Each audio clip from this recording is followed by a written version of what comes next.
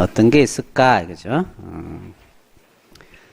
자, 워낙 다양하고, 이렇기 때문에 종래의 행만으로는 이 의무이행 확보가 어렵더라. 그래서 새로운 수단을 개발해 봐야 된다. 그죠?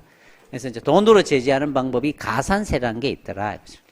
가산세는 첫째 줄이에요. 본래의 조세 채무와는 별개 동그라미. 별개로 과하여지는 또 다른 조세예요.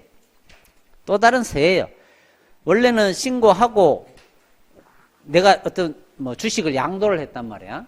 그럼 내가 주식을 양도했다는 사실을 신고하고 세금을 자진해서 내야 되는데 그 신고를 나중에 했더라 이 말이야. 그러면 신고 불성실행이죠. 따라서 가산세가 나옵니다. 또 양도소득세도 따로 나오고요. 별도의 세다 이 말이야. 당연히 법에 근거 있어야 될 거고요. 2번 가산금은 뭐냐 그러면 가산금은 그 세금의 이자예요. 이자. 그걸 가산금이라고 그러는 거예요. 가산세는 별개의 세고 가산금은 다음 페이지 1000분의 3에 해당하는 가산금이 붙는데 이는 다섯째 줄 조세 채권에 관한 일종의 연체금이다. 지연이자다. 아까 과태료는 100분의 5가 붙어요. 국세는 100분의 3이 붙어요. 과태료를 더 많이 때립니다. 100분의 3이라는 숫자는 외워야 돼. 과태료도 아까 100분의 5라는 숫자는 외우는 게 좋아요. 동그라미 안 했나 아까?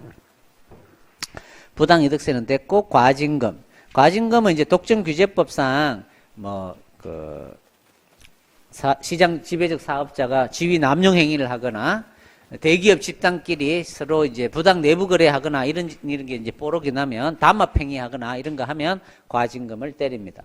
자, 이 과징금은 어떤 식으로 때리냐면 그 위반 행위로 인하여 벌어들인 소득 있죠. 그걸 계산해서 대충 한 1억을 벌었다. 10억의 경제적 이익을 얻었다 그러면 한 10억 정도 때려버립니다. 벌금은 그렇게 안 때리거든요. 벌금은 내가 나쁜 짓을 해서 10억을 벌어요. 근데 벌금은 한 1000만 원, 2000만 원만 내면 된다고. 그러니까 어때요? 할만하죠? 나중에 벌금 내고 남는 돈 있으니까. 요번에 절도범 잡혔죠? 절도범이 얼마나 많이 잡히겠어? 특이한 놈이 한 놈 잡혔어요.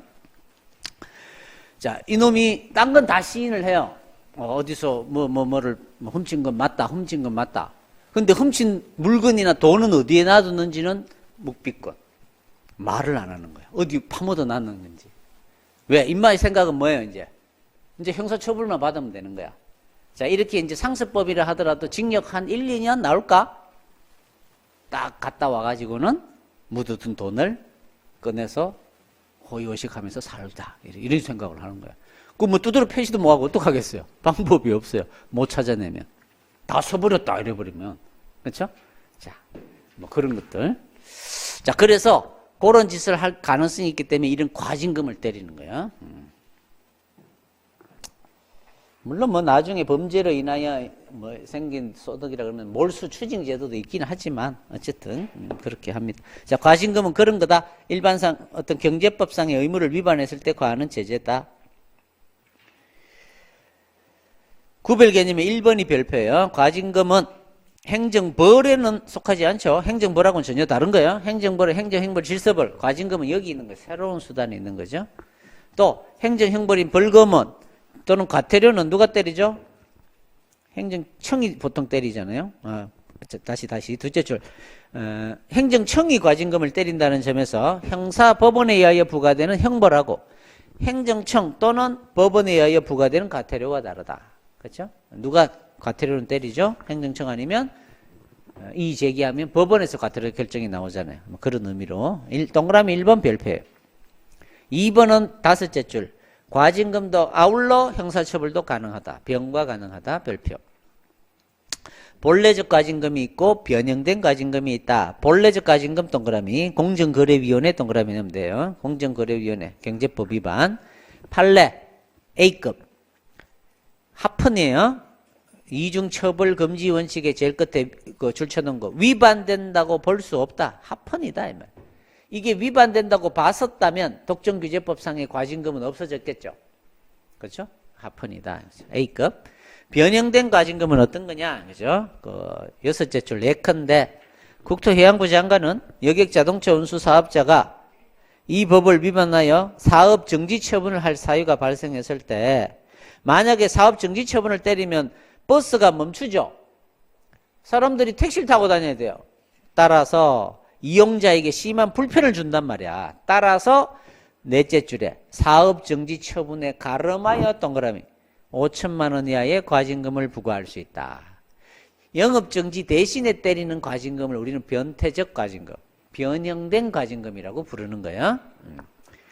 변형된 과징금, 가름하여 별표. 시험은 본래적 과징금은 가름하여 부과할 수 있는 과징금을 말한다. X죠. 가름하여 부과하는 건 변형된 과징금. 법적 성질 다 별표. 읽어보면 어려운 게 없고요. 판례 1, A 2번, A 3번, A. 법적 근거 필요할까 필요 없을까? 과징금 때리는데 당연히 있어야죠. 법적 근거 필요하다. 권리 구제는 딴 말 없으니까 항고 사편으로 가는 거예요. 처분이니까 항고쟁송, 국가배상. 그렇죠? 참고는 몰라도 되고요. 확인. 과징금 옳지 않은 놈은 일정한 행정법상의 의무 위반에 대하여 과하는 금전상의 제재다. 그렇죠? 의무 위반 행위에 대한 인허가의 철회나 정지에 가름하여 부과될 경우가 있다. 이게 변형된 과징금이죠. 3번 과징금과 과태료는 병과할 수 있다. 모든 게 다 병과 지금 다 되고 있어요. 대법원에 따르면. 헌재만 하나 안 되죠. 뭐 행정형벌하고 질서벌. 그건 좀 거시기하다 그랬잖아요. 나머지는 뭐가 병과할 수 있다 그러면 다 맞는 말이에요. 4번 과징금 부과에 대하여 불복이 있는 경우에는 비송사건 절차법? 아니죠. 과징금은 그냥 소송으로 가는 거예요. 항고쟁송으로. 4번이 틀렸네. 5번 과징금을 받은 자가 사망한 경우에는 그 과징금 채무는 상속인에게 승계된다. 아까 승계 안 되는 게 있었어요? 이행강제금은 승계가 안 됐죠. 그래서 그게 시험에 중요했던 거예요. 별표 2개. 자, 다음은 과징금과 관련된 판례들을 다 모아놓은 거야. 근데 이거는 각각의 경우에 행정법적 쟁점이 다 달라요. 이 뭐 어디서 중요하고 다 곳곳에서 나올 건데 어쨌든 알아두긴 해야 되니까 1번 A, 2번 A, 3번 A, 4번 B, 5번 A, 6번 A, 7번 A, 6번, 7번은 다 했던 판례예요. 8번 큰 글씨를 해놔니 더 눈이 안 들어. 누가 이따위로 하라 그랬지? 이렇게 하라고 한 적이 없는데 지 멋대로 해야 돼 편집이. B 9번 나도 내 멋대로 해버려야지. B 10번 A 됐어요. 곳곳에서 나오는 거고. 다음 공급 거부. 공급 거부가 뭐야? 공급을 안 해준다 이 말이야. 수도를 끊어버리고 전기를 끊어버리고 이렇게 하자 이거죠. 그러면 말 잘 들을 거 아니야 이거죠. 공급 거부란 행정법상의 의무를 위반하거나 불이행한 자에 대해서 행정상의 영무나 재화의 공급을 거부하는 걸 말한다. 당연히 법적 근거 있어야 되겠죠. 한계 너무 심하게 거부하면 안 되겠죠. 비례원칙, 부당결부 뭐 다. 거기 한계야 1번의 셋째 줄에 부당결부 금지의 원칙 동그라미. 저 앞에서 부당결부 금지 원칙을 배울 때 적용 범위에 보면 공급 거부가 나와요. 구제. 공급 거부 요청한 행위에 대하여 소송을 제기할 수 있나요? 요청. 지도할 때 배웠어요. 요청, 권고, 촉구 이런 거는 처분성 부정. 1번 별표. 2번 공급 거부 그 자체는 수도 단수 처분 이런 거는 권력적 사실행위 처분성 긍정. 그렇죠? 그래서 판례 1, 판례 2 A급, A급이 되는 겁니다. 다음 공표는 쪽팔리게 하는 거예요. 이름을 믿는 경우에 위반자의 성명 위반 사실을 공개함으로써 그렇죠? 신용의 위협을 가하여 간접적으로 강제하는 방법이다. 지금 현재 고액 조세 체납자들 공개하고 있고요. 환경 오염물질 배출업소 명단 공개하고 있고요. 청소년 관련된 성범죄자들 공개하고 있고요. 그 다음에 이제 국회의원들 이제 재산 이런 걸 공개 같은 걸 하고 있죠. 법적 성질, 공표는 첫째 줄 끝에 그냥 알리는 거야. 이런 놈들도 있단다. 국민들이야 알아라. 뭐 의무가 생기는 게 아니죠. 비권력적 사실행위예요. 비권력적 동그라미, 사실행위 동그라미. 자, 따라서 처분성은 어떻게 될까요? 없겠죠? 다음 페이지 가보시면 558페이지 4번에 제일 끝에 5번에 쭉 내려오면 4번 공표에 대한 구제에서 쟁송 돼요. 둘째 줄 공표는 그 자체로 아무런 법적 효과가 발생하지 아니하는 사실행위이기 때문에 처분성이 없어 동그라미 넣으면 되겠죠. 다시 앞으로 옵니다. 기능은 뭐 됐고요. 법적 근거 필요할까요? 권력적 사실행위는 법적 근거 필요해요? 권력적 사실행위니까 필요하죠. 비권력적 사실행위는 필요 없다 그랬어요. 그러면 공표도 비권력적 사실행위니까 필요 없겠죠. 그러나 유일한 예외입니다. 이거는 법적 근거가 필요하다 그래요. 그래서 그것만 외워놓으면 돼요.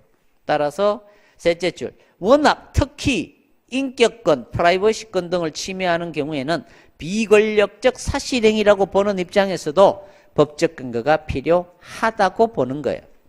그래서 다 법적 근거를 두고 있습니다. 공직자윤리법에서 등록하라 그러고요. 아동 청소년 성보호에 관한 법률에서도 공개하라 그러고요. 다음 페이지 고액 조세 체납자도 공표하도록 하고 있어요. 셋째 줄입니다. 558페이지 국세 징수법에 있는 게 아니에요. 국세 기본법의 체납자 명단 공개 제도를 규정하고 있습니다. 요게 2000년대 초에 이 법이 만들어졌는데 시험에 나왔어요. 국세 징수법은 조세 체납자의 명단을 공개하도록 하는 규정을 마련하고 있다. X. 국세 징수법이 아니라 국세 기본법에 있기 때문에.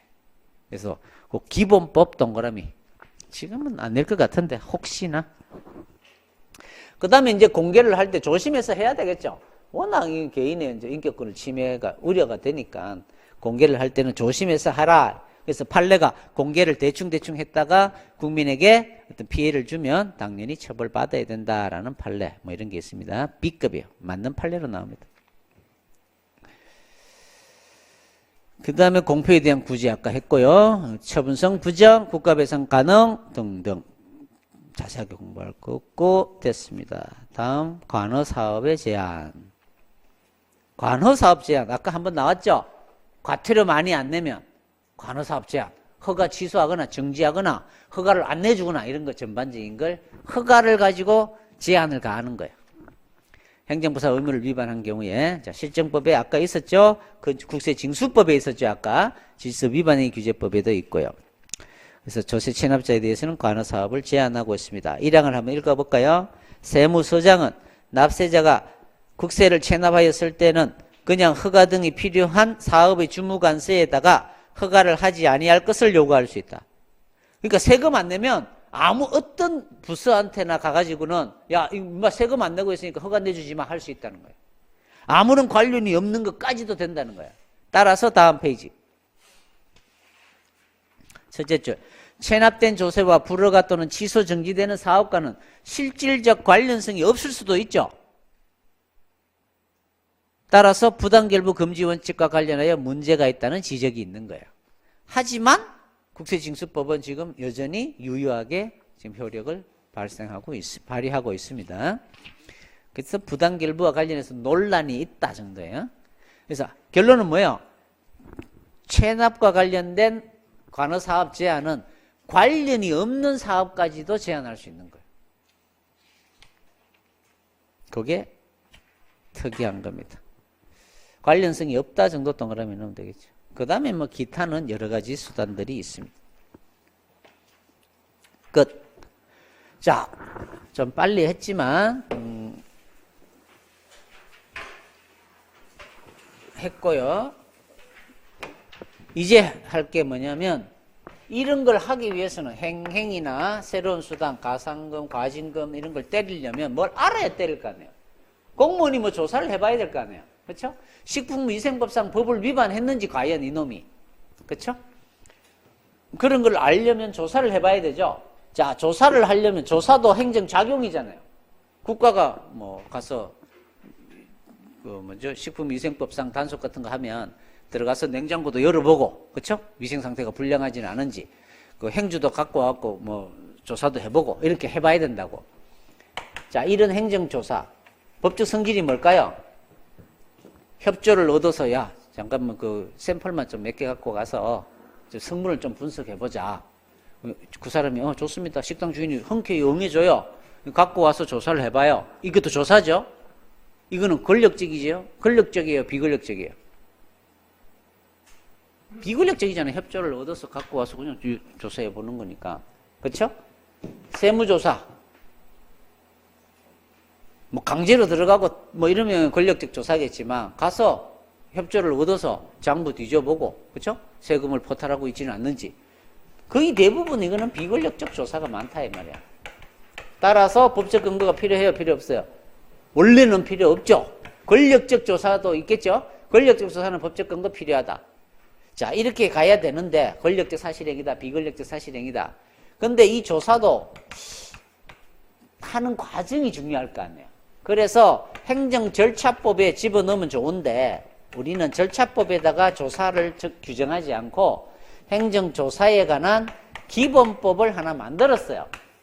이번 만들 때 같이 질서위반행위 규제법 만들 때 2007년도에. 그래서 이 법을 시험에서 묻는 거야. 그래서 행정조사는 이런 걸 하기 위한 자료를 준비하는 작용이에요. 그렇죠? 그런 작용으로서의 조사를 공부해보자 이거죠. 행정조사 기본법이 만들어졌기 때문에 역시 2항에 가면 2조에 가면 행정조사라는 게 어떤 건지 개념을 설명해 놨겠죠. 우리가 행정지도도 보면 절차법에 가면 개념 2조에 정의가 돼 있었잖아요. 이와 같이. 도대체 행정조사라는 게 뭘까? 읽어보죠. 행정기관이 정책을 결정하거나 직무를 수행하는 데 필요한 정보나 자료를 수집하기 위하여 현장에 가서 조사한다, 문서를 본다, 시료를 갖고 온다, 조사 대상자한테 보고를 요구한다, 자료 제출을 요구한다, 출석하라는 요구를 한다.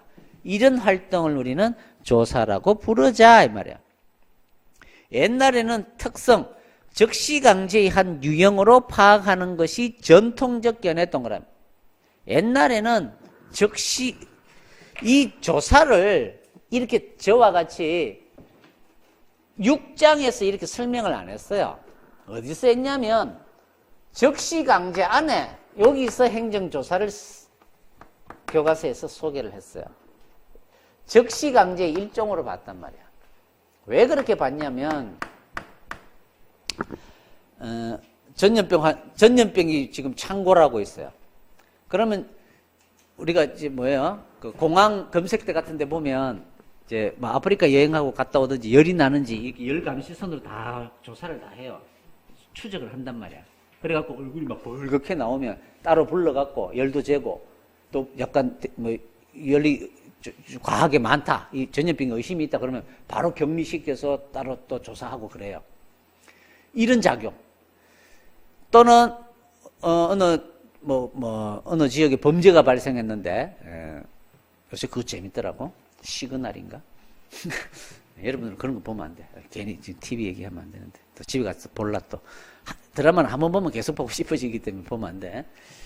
자, 불심검문이라는 거 들어봤어요? 불심검문? 그러니까 뭐 어느 지역에 어떤 범인이 대구 쪽으로 지나갔다 이런 정보가 입수되면 이제 교통망을 차단하고는 불심검문 하잖아요. 사람도 얼굴도 보고 트렁크도 열어보고. 자, 이 불심검문은 뭐예요? 약간 강제하는 느낌이 들잖아요. 그래서 여기서 설명을 했었다고. 적시에 대해서. 근데 그런 일부도 여기 들어갈 수는 있지만 거의 대부분은 그냥 조사하는 활동이에요. 그래서 따로 공부를 하자 이 말이에요. 그래서 적시강제한 유형으로 파악하는 것이 오늘날의 일반적인 입장이다 이러면 X다 이 말이에요. 그렇게 낼 수는 있어요. 옛날에 적시강제한 유형으로 봤고 지금은 조사라는 특수한 독자적인 제도로 파악하는 게 일반적이다. 그렇죠? 낼 수 있어요. 동그라미. 대부분은 사실행위일 거다. 사실행위 동그라미. 적시강제와의 구별 읽어보면 상식이고요. 중요하진 않습니다. 조사의 종류, 강제로 조사하는 것도 있겠고 물론 임의로 조사하는 게 임의 조사가 뭐예요? 동의를 받고 하는 조사. 강제로 하는 거 말고 개별적 조사, 일반적 조사, 사람 조사, 물건 조사, 집 조사. 당연하고요. 법적 근거 됐고요. 조사한 게 됐고요. 시험은 조사기본법을 물을 거다 이 말이에요. 넘어가면 됩니다. 자, 조사기본법 2조 행정조사란 아까 읽었어요. 행정기관, 조사원 읽어보면 다 아는 말이고요. 제3조 역시 행정조사에 관하여 다른 법률에 특별한 규정이 있으면 그걸로 가고 그걸 제외하고는 이 법에 따른다. 아까 질서 위반 행위 규제법을 제외하고는 다 이렇게 돼 있어요. 당연한 얘기예요. 2항 이 밑에 그 경우에는 이 조사기본법을 적용하지 않는데요. 어떤 거 국가안전보장 나오면 거의 다 예외죠. 국방 왠지 아닌 것 같죠. 3 정보 공개에 관한 거. 4 근로감독관들이 조사하는 거. 5호 조세 행령 조세도 줄 거 놓으세요. 조세 금융감독조사 공정거래위원회의 조사. 자, 얘들은 약간 특화된 거야. 그렇죠? 노동조사, 근로조사, 세무조사, 금융감독들 조사, 공정거래위원회 조사. 얘들은 약간 특별한 조사법이 있기 때문에 그 개별법에 자세하게 규정이 되어 있다는 거죠. 그래서 이 법을 적용하지 말자 이렇게 해놓은 거예요. 그렇다고 해서 사망 2항에도 불구하고 4조에 있는 조사의 기본 원칙, 조사의 근거, 행정수단을, 정보통신수단을 통한 조사는 그래도 적용한다 이 말. 사망 동그라미. 좀 어려워요. 이런 게 시험 문제에 나오면. 그래서 아주 난이도가 높게 나오는 거예요. 그래서 이거는 뭐 동그라미 정도만 해놓고 4조 별표죠. 조사의 기본 원칙. 항상 원칙은 시험에 많이 나온다 그랬죠. 별표 2개예요. 자, 이 원칙은 상식이에요. 여러분 이 원칙을 읽었는데 이게 왜 이렇게 되지라고 생각이 드는 사람은 좀 문제가 있는 사람이에요. 상식이 부족한 사람이에요. 공무원 하면 안 돼요. 그런 사람은. 돈 벌러 가야 돼. 공익을 위해서 일할 자격이 없는 사람이에요. 한번 읽어볼까요? 자, 적성검사요. 첫째, 조사는 필요한 최소한의 범위 내에서 실시해야 되고 남용해서는 안 된다. 상식으로 들려? 남용해야 된다 이러면 안 돼. 2항, 기관은 조사 목적에 적합하도록 조사 대상자를 선정하여 실시하여야 한다. 그렇죠? 조사를 전수조사를 할 수 없잖아요. 대상자 선정해서 이번에는 뭐를 조사한다. 시험은 이렇게 나올 수 있어요. 행정기관은 공정하게 조사하여야 한다는 점에서 대상자를 선정하여 조사해서는 안 된다. 이러면 조금 어려운 질문이에요. 그런 게. 나올 수는 있겠네. 사망. 유사하거나 동일한 사안이면 어떻게 할까요? 따로따로 해야 될까요? 같이 해야 될까요? 유사하거나 동일한데. 조사받는 사람 입장에서 상당히 불편한 거예요. 이게 조사받는 게. 따라서 어때요? 같이 해야 되겠죠. 따라서 공동조사를 실시함으로써 중복되지 않도록 해야 되겠다. 맞죠? 어떤 사람은 조사는 엄격하고 정확해야 되므로 아무리 유사하더라도 따로따로 해야 된다. 이렇게 하지는 않겠지. 사항이 시험에 이때까지 한 10번은 나왔을 거예요. 행정조사는 법령 등의 위반에 대한 처벌 동그라미. 처벌보다는 준수하도록 유도하는 데 중점을 둬야 된다. 바꿔내기 좋죠? 유도에 중점을 두기보다는 처벌에 중점을 둬야 된다. 이렇게 생각하는 사람들도 많을 거야. 처벌을 해버려야지 다시는 나쁘지도 않아지. 그러면 안 된다 이 말이에요. 그래서 4항이 시험에 가장 많이 나옵니다. 5항은 뭐 공표해도 된다 이런 말도 안 될 거고요. 누설하지 마라. 타인에게 제공해서는 안 된다. 상식이죠. 됐습니다. 별표 2개예요 다. 4항이 제일 중요하고 5조 행정조사는 근거. 이것도 시험에 별표 2개예요. 행정기관은 법령 등에서 조사를 규정하고 있는 경우에 한하여 조사를 실시할 수 있다. 법에서 규정해야 조사를 실시할 수 있다. 법적 근거가 있어야 된다네요. 그렇죠?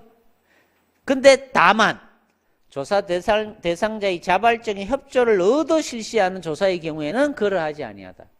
원래는 법률에 있어야 조사할 수 있는데 그 사람이 협조를 해주면 법이 없어도 해도 된다는 거죠. 시험에는 이렇게 낼 수 있겠죠. 조사를 실시할 수 있다.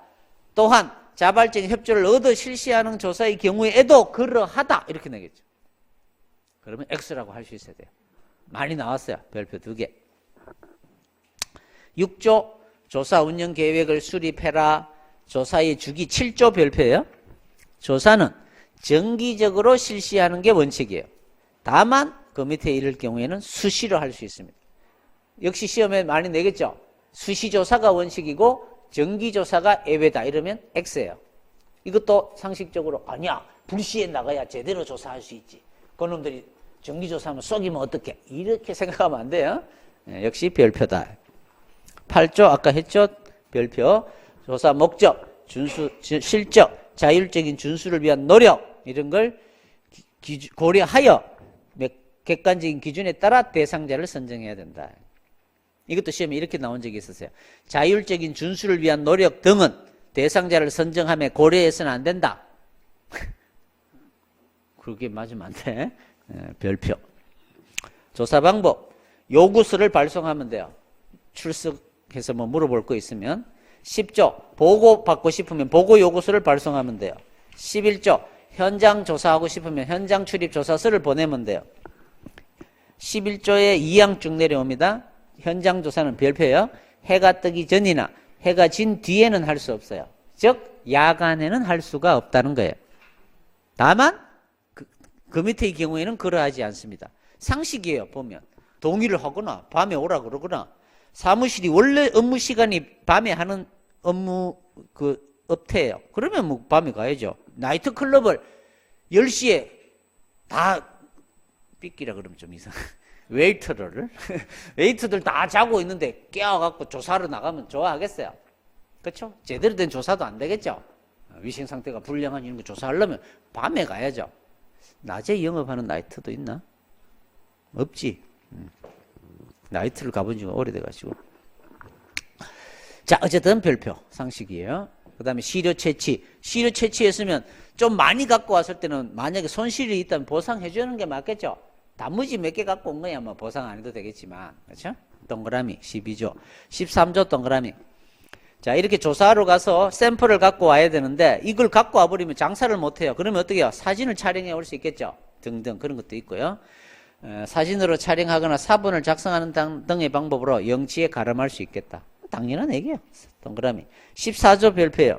기관장은 다음 각호에 동일한 부서가 같이 나가거나 유사한 분야는 반드시 공동조사를 하여야 하는 거예요. 비교할 수 있다도 X예요. 이거는. 그것까지도 나와요. 할 수 있다는 X야. 하여야 해요. 이런 거는. 별표. 15조 1항 별표. 동일한 조사 대상자를 재조사하여서는 안 될 거다. 다음 조사는 어떻게 하느냐. 개별조사 계획을 수립하고 17조 동그라미예요. 조사 개시 7일 전까지 서면으로 통지해줘라. 조사한다고 이렇게 통지해줘라 이 말. 며칠 전까지 행정조사할 때 조자를 어떻게 이렇게 쓰면 되겠죠. 7일이야.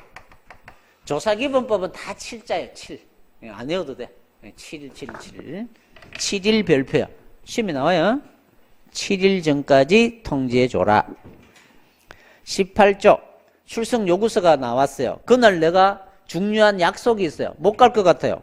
그럼 어떻게 해야 될까요? 연기를 요청할 수 있겠죠. 절대 연기 요청할 수 없다. 이건 말이 안 되잖아요. 그냥 읽으면 봐도 되고. 제3자를 좀 보충해서 조사할 필요가 있을 때도 있겠죠. 읽어보면 상식. 20조.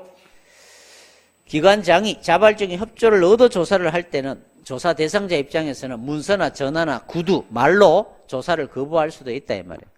이걸 반드시 서면으로 거부를 해야 될까요? 아니죠. 이 공식적인 신청 아니잖아요. 이런 거는 전화로 도저히 나는 응해줄 수 없다 하면 되겠죠. 동그라미 정도는 돼요. 2항까지. 의견 제출할 수 있고. 자, 조사원이 누가 나온대요. 조사 통지서를 딱 보니까 고등학교 때 내가 엄청 패준 놈이 공무원이 돼갖고 조사하러 나온대. 그럼 어때요? 불안하죠. 인마가 어떤 조사를 할지. 교체를 신청할 수 있겠죠. 이런 조문까지도 만들어 뒀다 이 말이에요. 조사권 행사 제한. 23조 3항으로 내려가 보세요. 조사 대상자와 조사원은 조사 과정을 방해하지 않는 범위 내에서 조사의 과정을 녹음하거나 녹화할 수 있다. 별표. 아까 녹음 안 된다고 그랬는데 그건 뭐예요? 그건 CCTV. 꼭 이거 읽자마자 녹음 안 되는데 다 이렇게 하는 사람들이 간혹 나와요 보면. 전혀 다른 얘기잖아요. 24조 조사의 결과를 확정한 날로부터 7일 이내에 통지해라. 다 또 7일이니까 숫자 따로 안 해도 된다 이 말이에요. 그 다음에 자율적으로 신고하면 좋겠죠. 자율관리체제를 구축해라. 자율적으로 관리를 잘하면 필요한 혜택을 부여할 수 있겠죠. 정보통신수단을 통한 조사도 가능할 거고요. 조사 점검평가는 국무총리실장이 맡고 있고요. 중요하지 않습니다. 자, 다음 이제 일반화. 위법한 조사에 대해서는 자, 조사 과정이 위법했어요. 그걸 기초로 해서 어떤 처분이 나온 거야. 자, 이것도 위법하냐 이 말이야. 인마가 진짜 뭐예요? 그 조세를 탈루를 한 게 맞아요. 그래서 밤에 강제로 막 문을 두드리고 들어가갖고는 조사해서 장부를 빼갖고 와갖고는 그걸 기초로 세금을 때렸어요. 자, 이 세금 부과는 그래도 적법하냐 이 말이에요. 판례. 납세자에 대한 부가세 처분이 종전의 부가가치세, 경정조사와 같은 세목 등에 대하여 중복하여 실시한 위법한 조사에 기초하여 이루어진 것이었기 때문에 위법하다라고 본 판례가 나왔어요. 일반화된 건 아니에요. 근데 이상하게 이 판례를 자꾸 시험에 3년 전에 한번 이제 묻고 있다 이거죠. 그래서 A급이야. 그냥 암기야. 일반화 시키기는 좀 그래요. 이게 이제 원래는 견해가 대립됩니다. 어떤 조사에 따라 다른데 판례가 있기 때문에 여러분들은 어때요? 아, 조사 과정이 잘못되면 처분도 위법하다고 본 판례가 있었지. 오히려 그렇게 외워두는 게 안전하다. 그 다음에 위법한 조사는 강제조사면 권력적 조사니까 처분성 긍정. 단기간에 끝나면 안 될 거고, 비권력적인 조사는 항고쟁성 안 될 거고, 조사 때문에 손해를 입었다면 국가배상 청구 가능할 것이고. 됐죠? 다 따로 안 봐도 된단 말이야. 이런 거는 권력적 사실행위를 알면. 그 다음에 적법한 조사에는 항상 손실보상의 문제가 생기죠. 적법할 때는 손실보상의 문제가 생긴다. 끝. 기출. 조사에 관한 설명으로 옳지 않은 것은 행정조사는 실효성 확보 수단 중에 하나로 볼 수도 있다. 실효성 확보 수단이라고 보기는 그렇고 하여튼 이걸 하기 위한 준비작용인데 결국은 3편에서 하는 거니까 이것도 뭐 수단이라고 봐도 되겠네 하셔도 되죠. 이 조사는 비리원칙 등 일반 원리에 적합해야 된다. 그건 당연하고요. 위법한 조사를 인하여 손해를 입은 자는 국가배상법에 따라 손배를 청구할 수 있다. 당연하죠. 4. 조세 처분의 취소 변경을 구할 법률상 이익이 있는 자라도 소송을 제기할 수 없다. 조사 처분이고 권력적 처분이면 법률상 이익이 있다면 소송을 제기할 수 없을 이유는 없죠. 그래서 4번 지문도 좋은 지문은 아니에요. 그래서 1, 2, 3을 2, 3번만 알아두면 돼.